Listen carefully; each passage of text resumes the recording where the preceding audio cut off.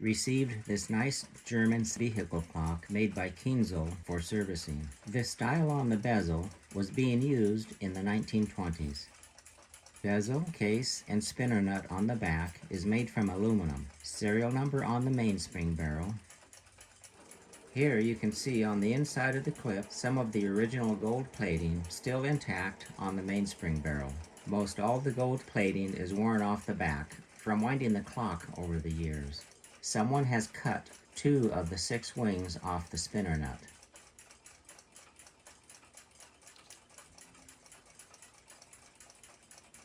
Plus and minus for regulating the movement.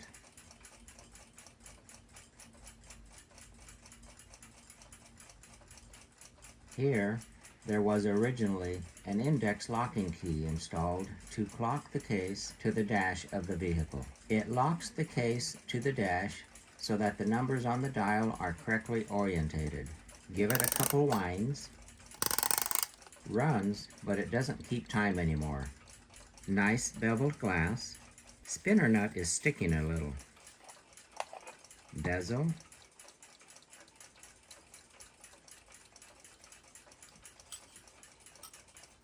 Dust guard. This hole is where the rivet was located that was securing the index key. Looks like it's been many years since it's been serviced.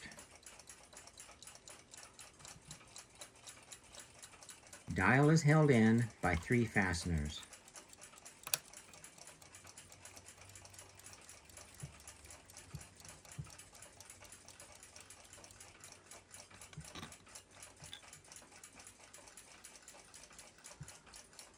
It's made from aluminum and is in good condition. Dial pan is made from steel and shows sign of rust. I'll deal with this rust later. Gold plating on this movement is in fair condition. A few areas of fingerprint damage, but not too bad. Looks like rust on the balance staff. Balance wheel has a wobble to it. A lot of dirt and grit on the plates.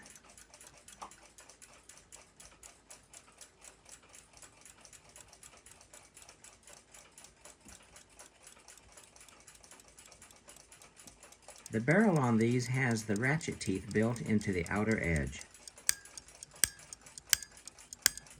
Release this ratchet click and let down the mainspring.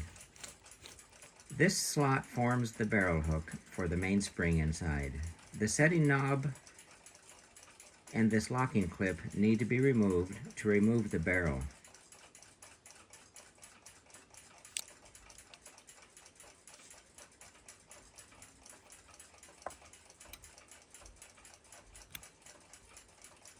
A soft piece of wood so as not to leave any tool marks.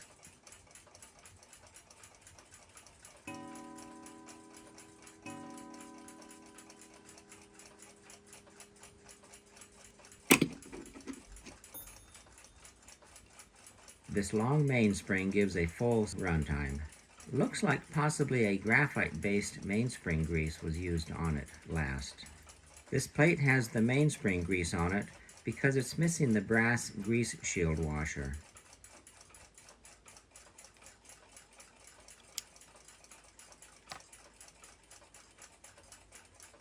Plates all have matching serial numbers. Click and click spring. Been a while since it was last cleaned. Pivot holes all have dried, crusted oil around them.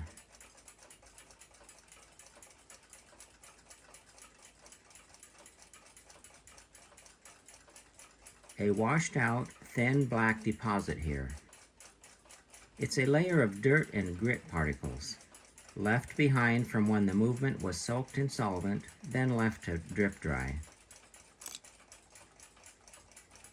More dirt deposits here. It's where the solvent sloshed through here and left the heavy dirt behind on the plate. Looks like a butcher did nothing more than solvent soak the movement and out the door to the customer. Not a good practice. As you can see, it washes the oils away and leaves a lot of the dirt behind.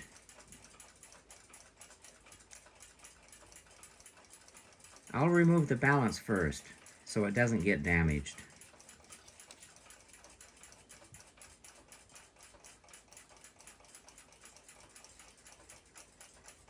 Looks like dried oil and maybe some rust on these pivots. The deposits will need to be removed before they can be inspected. All in all, the balance assembly looks to be in good shape. I've cleaned the dried deposits off the staff pivots. Inspecting the tips, you can see some severe wear on one side. This wear will need to be addressed. The ends will either need to be reshaped or a new staff installed.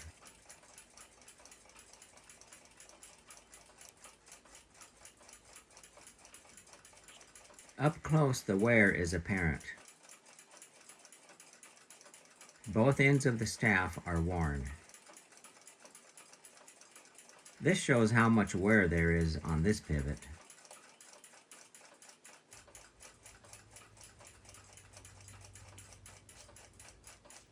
Check the clearance of this pinion before I remove it. This will make reassembly go faster.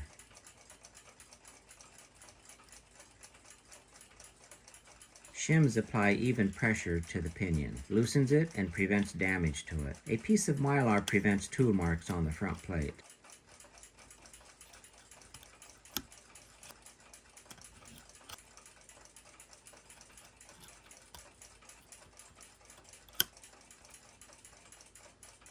Nice.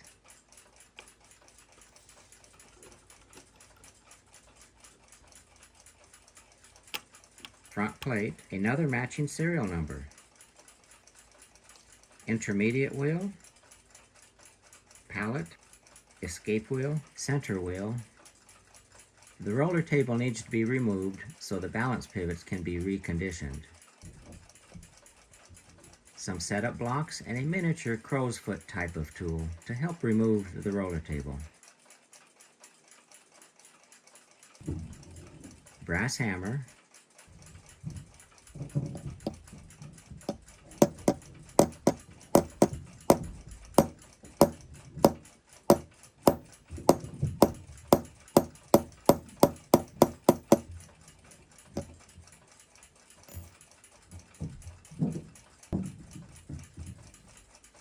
nice.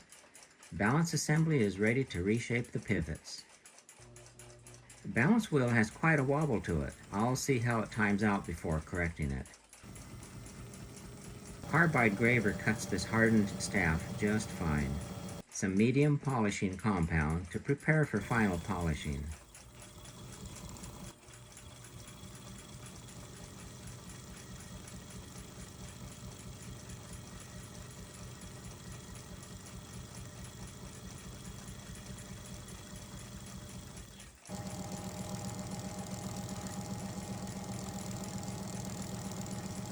Some 2000 grit paper, and now to polish it to a shine.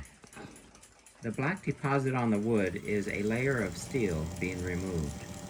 It'll leave it to its final polished condition. Looks much better. A nice friction-free surface. This will help make it a nice timekeeper. Now to press the roller table home.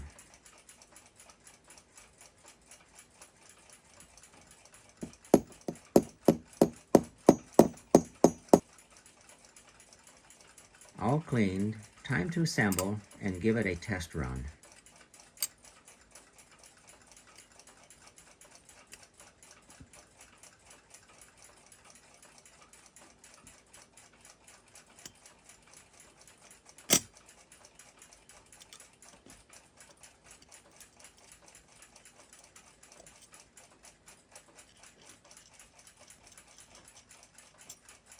Movement cleaned up beautifully.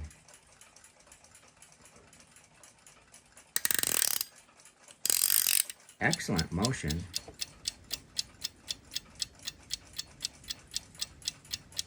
Reconditioning those balance pivots has given it a second breath of life.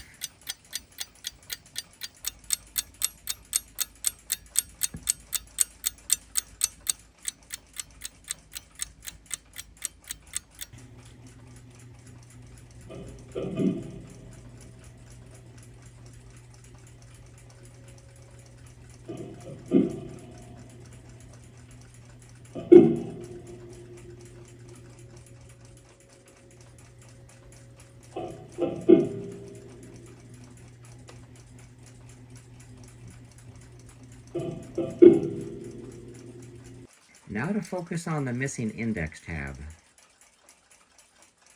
The client wants this put back to original condition, so it's time to recreate the case index tab. These damaged dents here is from the steel dial pan locking tab. Someone had mislocated it and tightened the bezel on it. To correctly orientate the 6 and 12, the steel dial pan has a lifted locating tab on it. This tab orientates the dial correctly. 2 marks on these threads, possibly from a large pair of pliers, maybe a pipe wrench. They span the width of the threads, so were put there after the spinner nut had been removed. It may have been stuck in the dash of the vehicle with the locking tab in place. Looks like someone grabbed the threads of the case with some type of tool with jaws on it. They may have broken the locking tab off in the process. Sign of a butcher. Take some measurements to get started on the missing index tab. I'll use this piece of paper to get the rough shape and size needed. The original was made from brass and riveted using an aluminum rivet. Now to get a drawing to work from.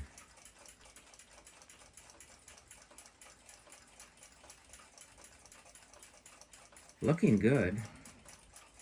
This is the locking index tab that needs to be fabricated. The rivet that holds it in place. This paper model is the actual size, along with the location of the rivet hole needed. If the dimensions are just right, it should slide in and nest tight against the ID of the case. I'll straighten the paper model out to get the final length needed. From time to time, a conservator needs to look outside the box for raw materials.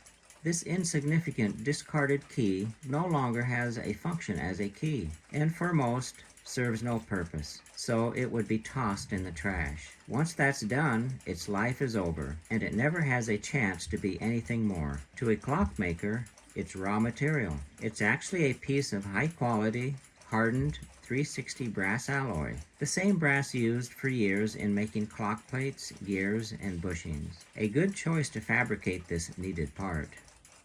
It's plenty wide enough to get the length needed. Thickness needed is 70 thousandths. Perfect, 10 thousandths over. It can be worked down to get the part needed. A piece of this key will live on in this clock for many years to come. Scribe the width with this needle.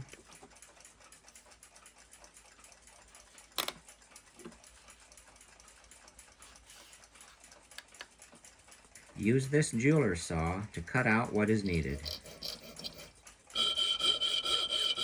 Looks great. Save these as raw material in my scrap bin. May need them for another project in the future. This needs a tight 90-degree angle bend on one section.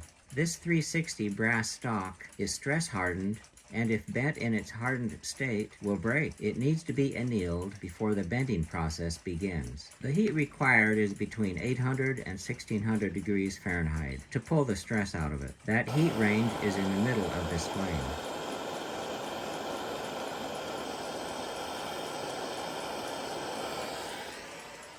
I can see where the original piece was located here. Use this tape to get some visual index lines to work from. This piece of wood will come in handy as a wedge. Looking good for location. Using this piece of wood to hold things in place will free up one hand. Scribe a line at the 90-degree bend point.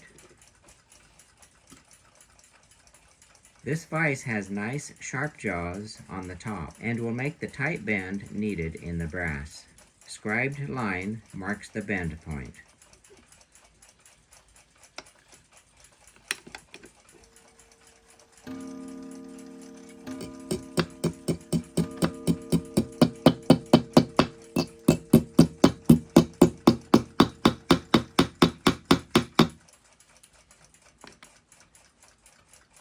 This section of the index tab nests against the ID of the case. The tight 90-degree bend takes it to the OD of the case. This radiused bend is the part that goes through the dash and orientates the case correctly. This is the next bend to fabricate. Nice! The first operation produced a perfect 90-degree bend. The second bend is a soft bend and needs to have an air gap clearance between it and the case. A nice square bend to work with.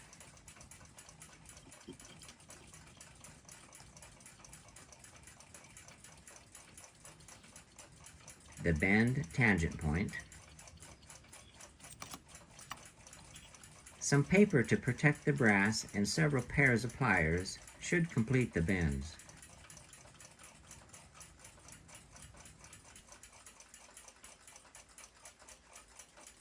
Fits nice. The end needs to be trimmed flush with the front of the case. We'll do this after the rivet is installed. The rivet needed to bring this to original restored condition can't be obtained from any supply house. We'll need to get creative to fabricate one out of an appropriate material. The head needs to be flush with the OD of the case. The original rivets were aluminum. I don't want to use a soft aluminum.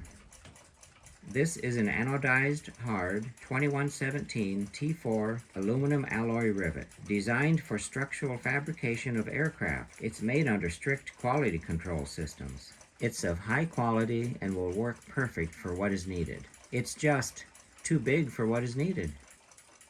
I've cut the head off and removed the anodized coating. Time to fabricate a rivet.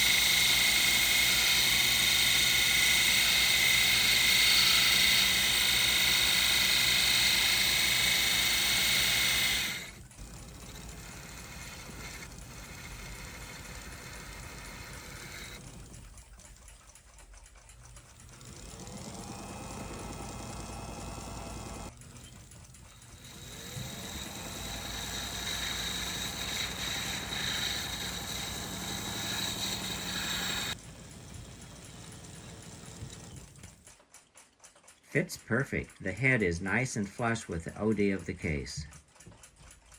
Describe the rivet hole location. Center punch the hole location. Drill through the hole to accept the rivet. Deburr and countersink. I've cut it to length. Now to peen the rivet in place. Rest the rivet head on the anvil. A steel hammer to flare the rivet end over to lock it in place.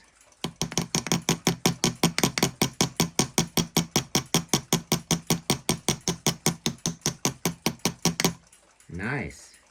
Restored to original condition.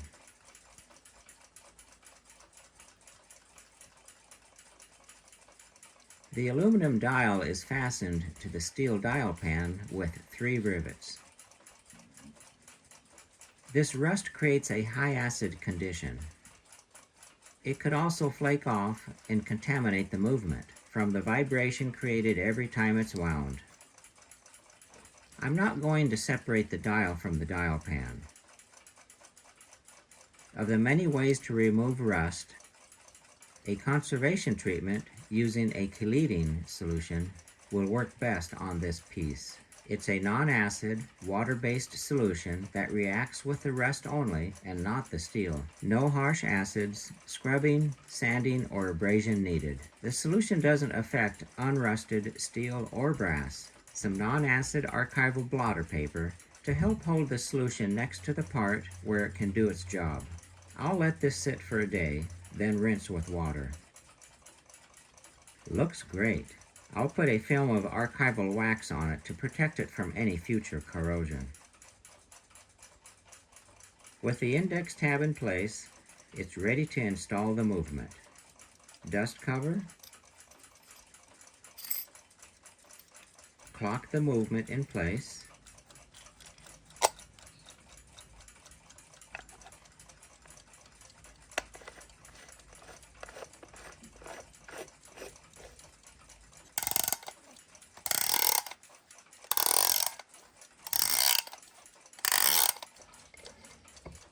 a nice vintage German-made Kienzle vehicle clock.